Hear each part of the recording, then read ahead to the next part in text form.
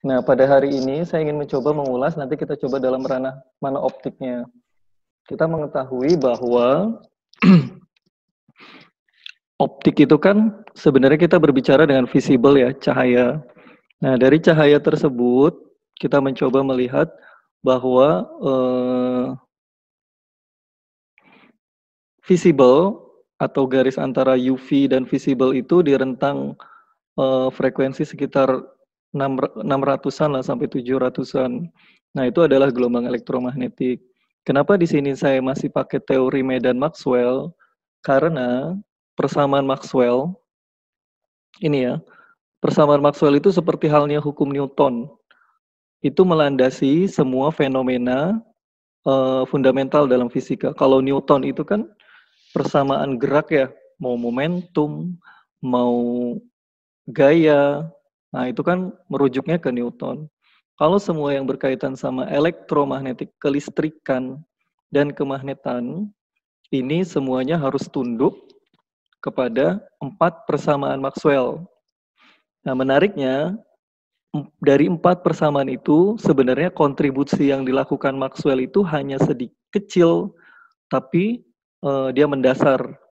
Dan itu merubah paradigma banyak orang. Nah, itu yang kenapa disebut 4 persamaan ini jadi satu, itu persamaan Maxwell. Karena dari 4 persamaan itu kita sudah mengetahui dapat diturunkan mendapatkan suatu apa? Suatu konstanta kecepatan cahaya ya. Ini pada tahun 1864, kalau Maxwell lahirnya 1831, beliau hanya berusia sampai 48 tahun.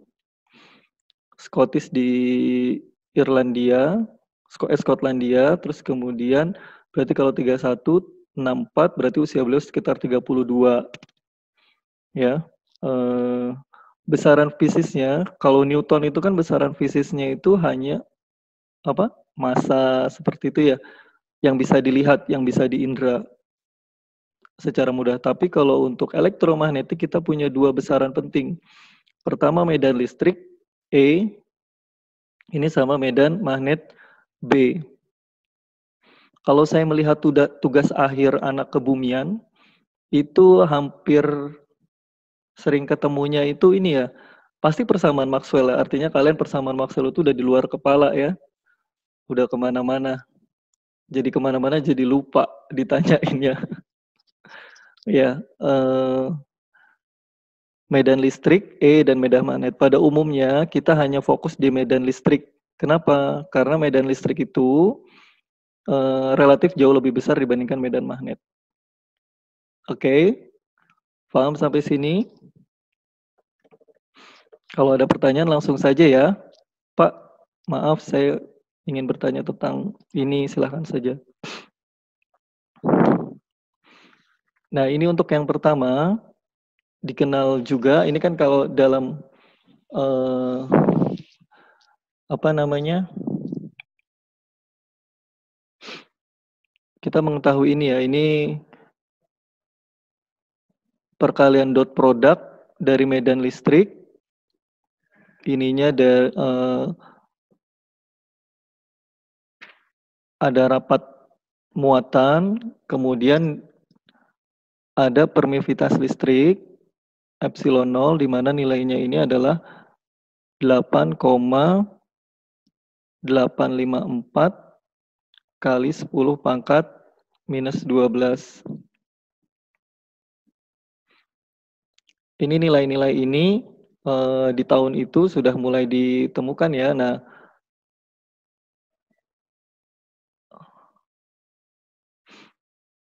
ini sebenarnya dikenal juga sebagai persamaan Gauss. Jadi Maxwell itu, Gauss lebih dahulu berkarya dibandingkan Maxwell. Ya, Gauss, kalian masih ingat hukum Gauss seperti apa? Flux ya. Flux ini kan dia, nah yang apa dikatakan tadi siapa, Tiara ya?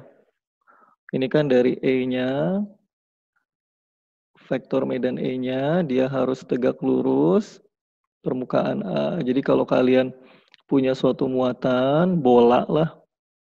Nah, di sini ada suatu Q-nya, ini kan volume kan sebenarnya ya. Volume kan. Nah, tadi sininya tapi kita mainnya itu Gauss itu dia hanya permukaan. Jadi efek-efek yang muncul dari sini, fluxnya ini, itu sebenarnya adalah ini kan harus tegak lurus dari permukaan ini. Ini kan kalau permukaan ini kan area, kalau di dalam ini adalah volume. Nah, Gauss menyatakan ruang yang dilingkupinya ini, fluxnya itu adalah sebanding dengan tegak lurus dari medan. Nah, ini biasanya kemarin kalau dulu ditulisnya kan Q0 per epsilon 0 itu ya. Nah, biasanya kalau orang harus dihafal. Jangan langsung tiba-tiba seperti ini. Kalian juga harus bercerita, oh ternyata sebenarnya awal mulanya adalah dari Gauss. Gauss ini kan seperti ini. Karena Gauss itu konsepnya, beliau terkenal dengan apa? Konsep bidang lengkung. Bidang lengkung.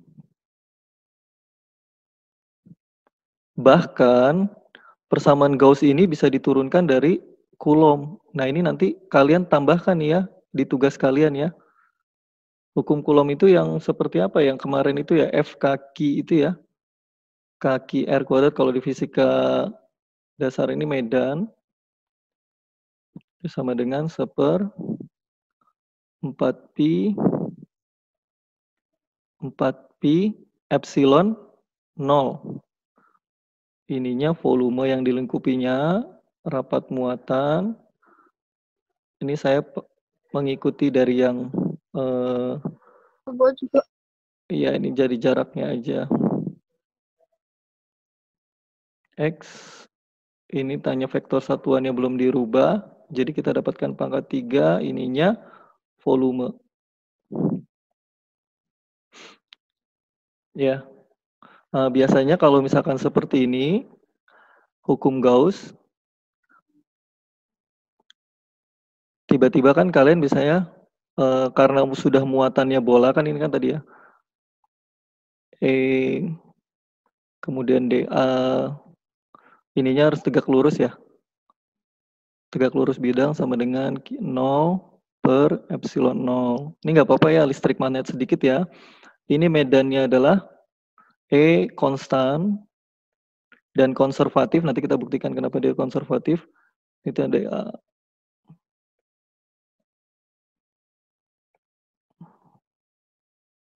Q0 per epsilon 0. Kajian yang kita batasi ini misalkan bola. Ya sudah, kalau misalkan pada bola, ini Q0, ininya A-nya sudah dapat didefinisikan ya. Diferensial perubahannya hanya ada di apa? 2. Apa? Berapa kalau luas permukaan? Rumusnya? 4πr. Nah, 4πr kuadrat ya. Iya, Pak. Nah, ini kita rubah ya sudah, langsung aja berarti E 4πr kuadrat 0 per epsilon 0. Ini udah kelihatan ya? Berarti E-nya epsilon 0. R-nya ketinggalan. 4πr gitu ya? Betul? Ya. Nah, kemudian kenapa tiba-tiba ada muncul divergensi ini? Ini sama ya, Q0. Ini kalau ini kan untuk kita nggak tahu nih apakah dia rapat muatannya berbentuk bola atau seperti apa, maka biasanya lambangnya seperti ini. Nah, kalau kalian ingat, nih, kenapa bisa seperti ini nih? Ada teorema divergensi. Ada yang udah tahu teorema divergensi?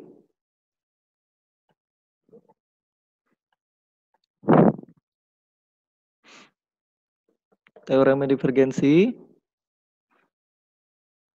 Teorema divergensi itu dia mengatakan bahwa, kan tadi kan, bahwa volume bisa diwakili oleh apa?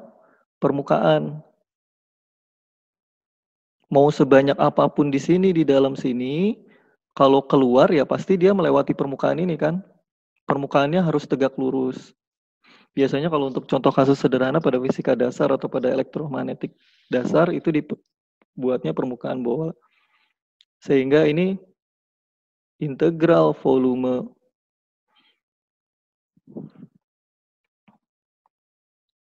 ininya R ya, radian. Ininya dV. Itu sama dengan sebanding dengan apa? Ini volume, ini. Nah, kalau ini enclosure yang dilingkupi ya, permukaan, surface, E,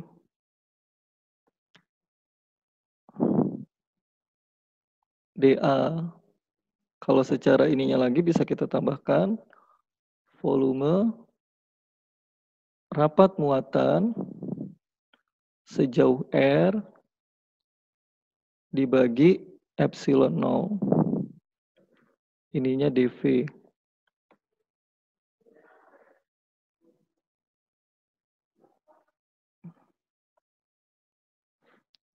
Nah, karena ininya sudah ada, nah di sininya sudah ada, Maxwell menuliskan bahwa ini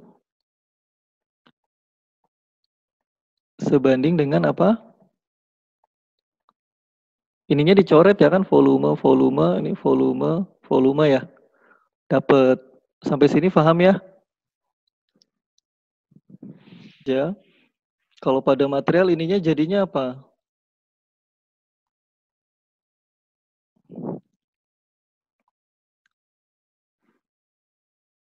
Gitu ya. Di mana D-nya bahannya itu kan dia ternyata bahannya itu bukan ruang hampa. Bahannya bisa macam-macam ketika direspon suatu medan listrik.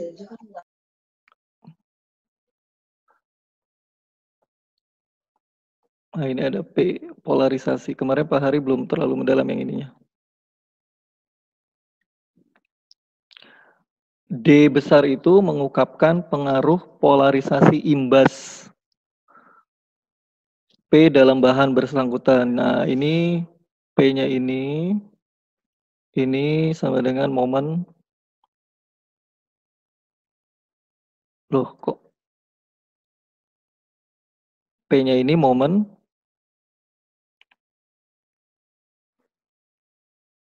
listrik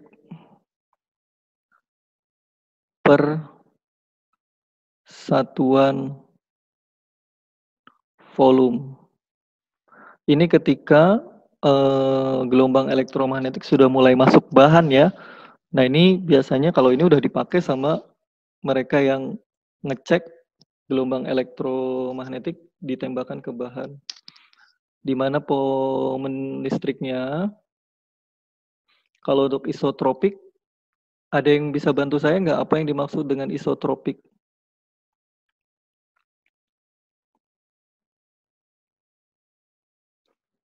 Nah, sebenarnya momen listrik ini berkaitan sama medan listriknya, tapi ada faktor ini, permisivitas udara sama faktor ini. Ini kalau yang untuk bahan isotropik. Ada yang bisa bantu saya bahan isotropik apa?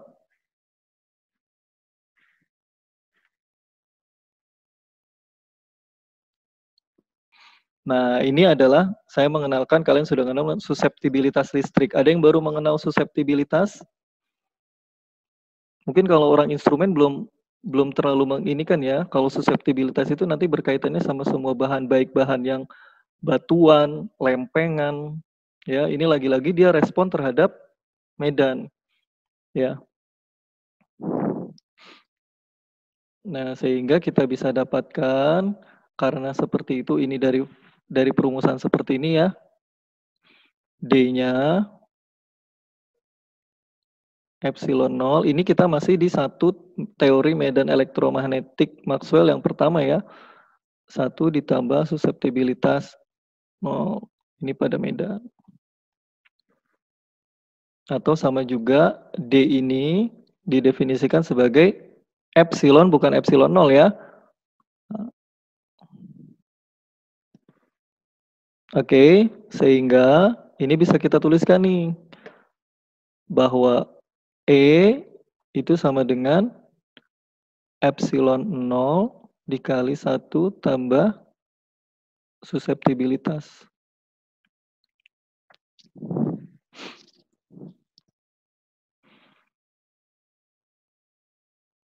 Oke, jelas bahwa ini tidak ada pertanyaan, saya maju ya. Saya tidak bisa melihat kolom chat, jadi kalian langsung ini aja. Karena saya sedang merekam, biar tampilannya full seperti ini aja. Harga permeativity-nya kalau misalkan ini mediumnya vakum, berarti E-nya sama dengan epsilon 0. Tapi kalau misalkan dia mediumnya bahan, berarti E dengan epsilon 0 kali 1. Nah, ini hanya respon dari apa? Gelombang elektromagnetik ya. Bisa beda-beda nilainya. Nah, ini juga biasanya dikenal sebagai apa?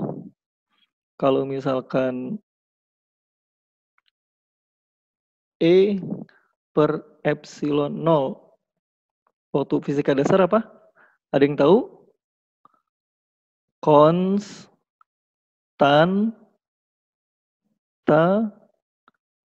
dielektrik. Ya, dielektrik ini ingat tidak hanya bekerja pada fisika material bahan-bahan kecil, tapi juga batu-batuan, mau lempeng bumi, mau apapun yang ada masanya, ada beratnya, dia pasti memiliki konstanta dielektrik.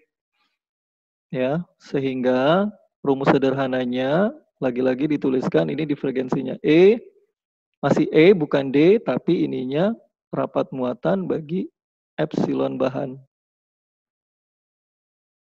Oke, ada pertanyaan sejauh ini? Ini baru satu yang Maxwell ya. Mudah-mudahan lebih lengkap pemahaman kalian.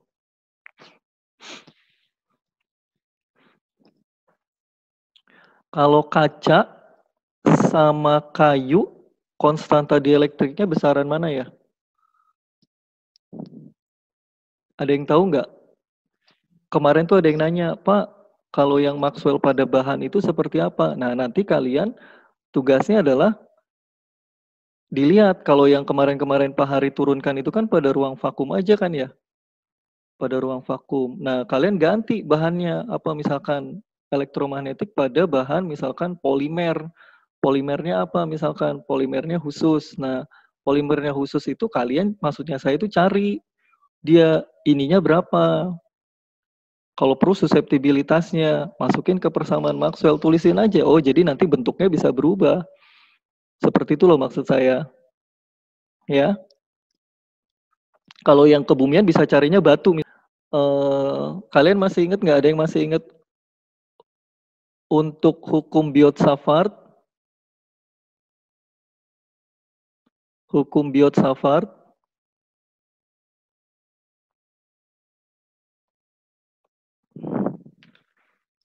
Ada yang masih ingat hukum Biot-Savart?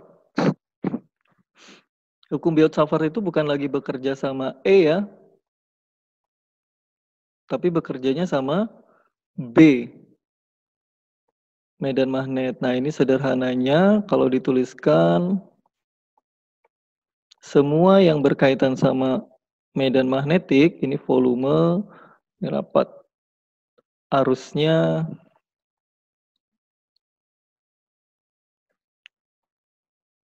ini displacement-nya. Nanti kalau bagaimana penurunan lebih lanjutnya, kalian bisa uraikan secara mandiri dan saya pikir juga di listrik magnet ini harusnya sudah kalian terima ya. Nah, sehingga kalau misalkan untuk medan magnetostatis, nah disebutnya medan kan ada elektrostatis ya, medan magnetostatis.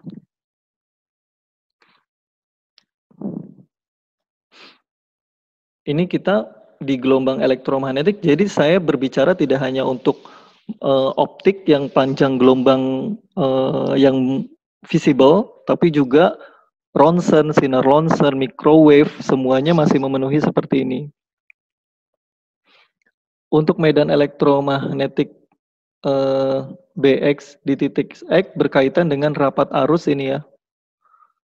Oh, kenapa tiba-tiba ada perubahan medan magnet memunculkan rapat arus. Tidak ada lagi faktor-faktor B, faktor E juga tidak ada. Ya, dengan mu 0, sini mu 0, ada yang tahu mu 0 apa? Mu 0 itu pada setiap bahan beda-beda, ini dikenal sebagai permeabilitas magnetik. Kalau kalian fokus di bidang magnetik, ini maka harus mengulik-ulik ini nih, permeabilitas bahannya berapa. Kalau pada ruang hampa, mu 0-nya itu sama dengan berapa? 1,257 kali 10 pangkat minus 6 Tesla meter per ampere. Atau lebih singkat sebagai Henry per meter. Nah, sebenarnya ini adalah bisa disebut juga sebagai hukum Gauss, tapi untuk magnetik. Dimana kalau kalian turunkan bahwa justru ketika secara B divergen dari B, itu apa? Tidak ada, 0. Nah, inilah persamaan kedua yang teori medan magnet Maxwell. Persamaan ini menyatakan tidak adanya sumber medan B yang berupa muatan magnetis. Muatan magnetik. Dengan bantuan analisis vektor dapat diturunkan persamaan ini, persamaan dari Biot-Savart ini. Nah, jadi Maxwell itu dia memakai hukum Biot-Savart. Nah, beliau belum menggunakan ininya apa ya, kekuatannya ya. Kekuatannya maksudnya kontribusinya beliau belum. Jadi ini membuktikan mana dari 4 persamaan itu yang membuktikan bahwa tidak ada muatan magnet nih seperti ini. Oke. Sehingga kita bisa dapatkan, ini nanti kalian bisa uraikan bahwa divergensi cross section dari medan magnet itu sama dengan apa? Munculnya rapat arus.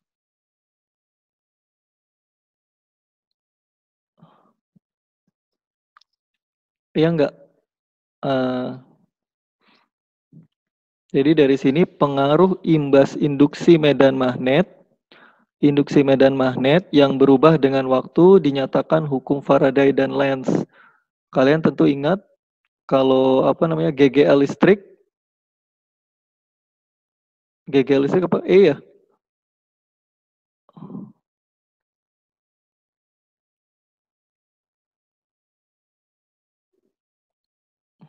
Atau bisa dulu dituliskan juga elektromotif morph. Gini ya biasanya sih GGL ya. Ini sama aja kan kalau dibalik. Berlawanan arah maksudnya. GGL. Masih ingat nggak ini fisika dasar?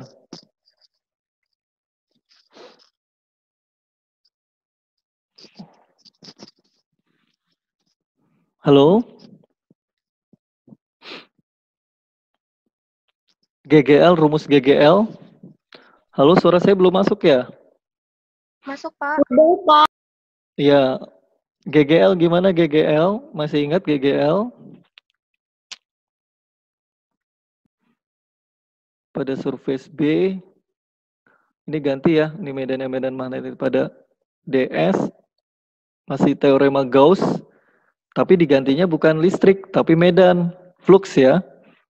Sedangkan kita mengetahui bahwa EGGL itu sama dengan integral surface atau enclosure-nya dari E. Nah, ini nanti kalian apa nih? Teorema Stokes. Nah, coba cari nanti teorema Stokes. Teorema Stokes. Tambahkan di catatan kalian. Stokes. Bagaimana hubungan antara surface terhadap line garis ini ya. Nah, ini sama dengan S dari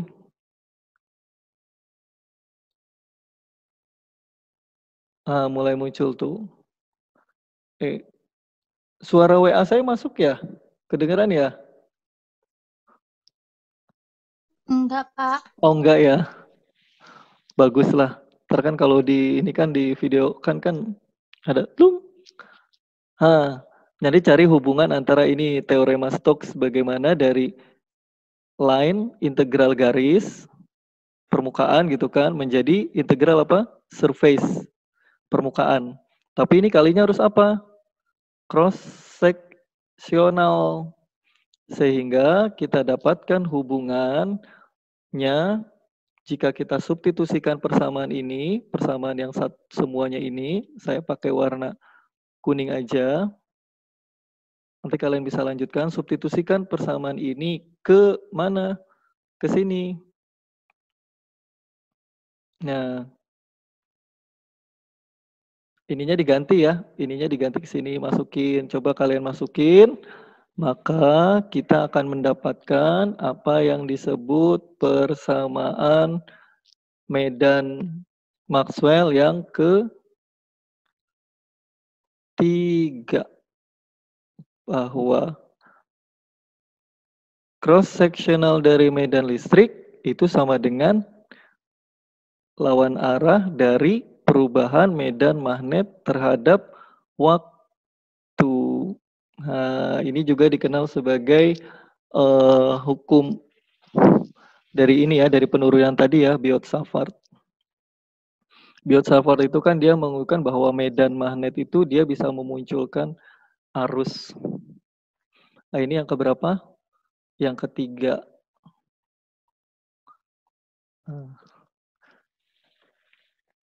Jadi kalau kalian mengganggu medan listrik E ya, cross seksionalnya seperti ini karena berputar ya. Kalau ada tanda ini kan berarti harusnya mengikuti aturan apa ya? Aturan cross ya. Itu sama dengan perubahan dari medan magnet yang berkebalikannya. Sejauh ini oke. Medan B dia berubah-berubah terhadap waktu.